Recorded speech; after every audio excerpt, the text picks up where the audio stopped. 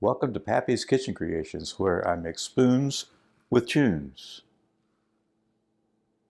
So, I'm Pappy, and today the only thing we're cooking up is a great kitchen tip for you. We're going to solve one of life's cooking mysteries. That's right. The solution might just be the difference between a good tasting recipe and a bad tasting recipe. I'm talking about a dash here, a pinch there, and a smidgen in between. And we'll even throw in a tad and a nip for good measure. Let's get to it.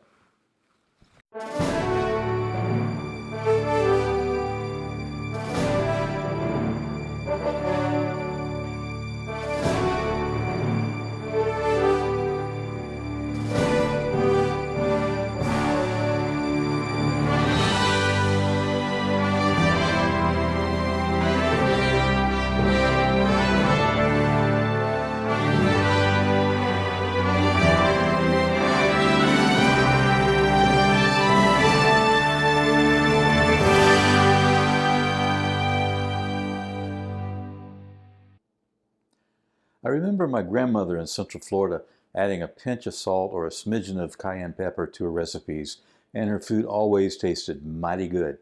But she was a pure genius in the kitchen, and I'm not. In my kitchen, a pinch of hot pepper or even a smidgen of liquid smoke measured wrong might ruin the masterpiece of a dish that I'm trying to build.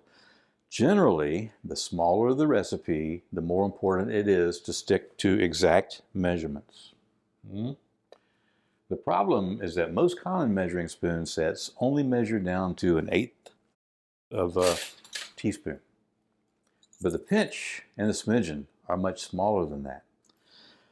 Traditionally, a pinch simply meant the amount you could literally pinch between your forefinger and thumb, which usually falls somewhere between 1/8 to 1/16 of a teaspoon. A smidgen is half of that pinch, or 1/32 of a teaspoon, and a dash is usually a liquid measurement that translates to 1/8 of a teaspoon. But wait, there's more. A tad is 1/4 of a teaspoon, and a drop, or nip, is 1/64 of a teaspoon. Now, if all this sounds confusing, believe me, it is. Here's my easy solution I told you we would get to.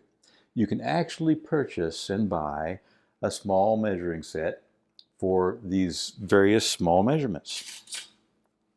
Here's a set I found that has dash, pinch, smidgen, nip stamped right on them to find measuring easy.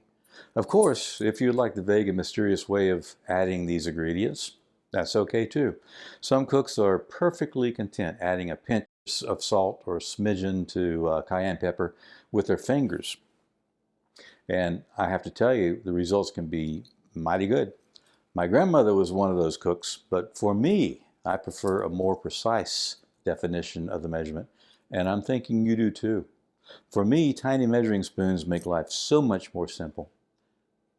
Here's what all those tiny measurements translates to.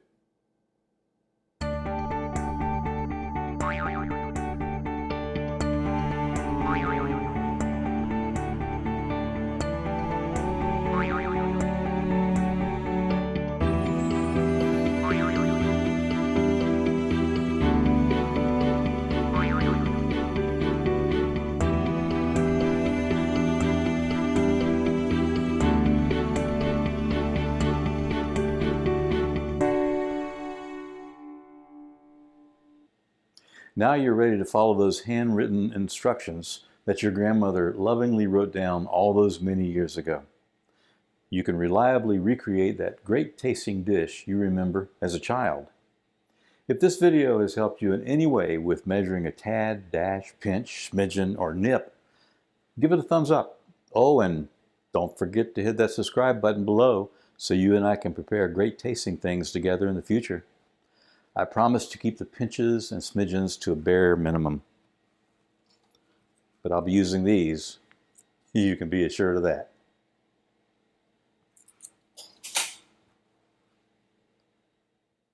If you have seen my earlier videos, you know I've been practicing my accordion again after over 50 years of not playing it. I hope to bring a little of the magic back I had in high school. Here's a song I played when I was 17 and planned to play it in competition when I was 18.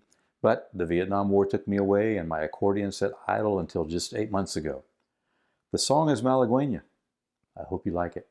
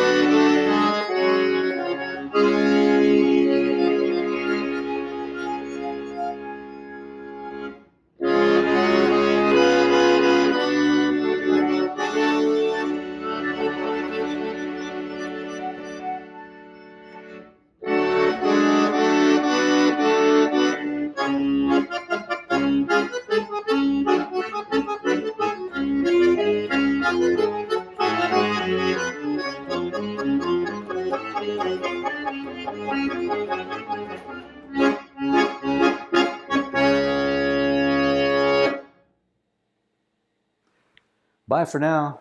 I can't wait to see what great dish we create together in the next video.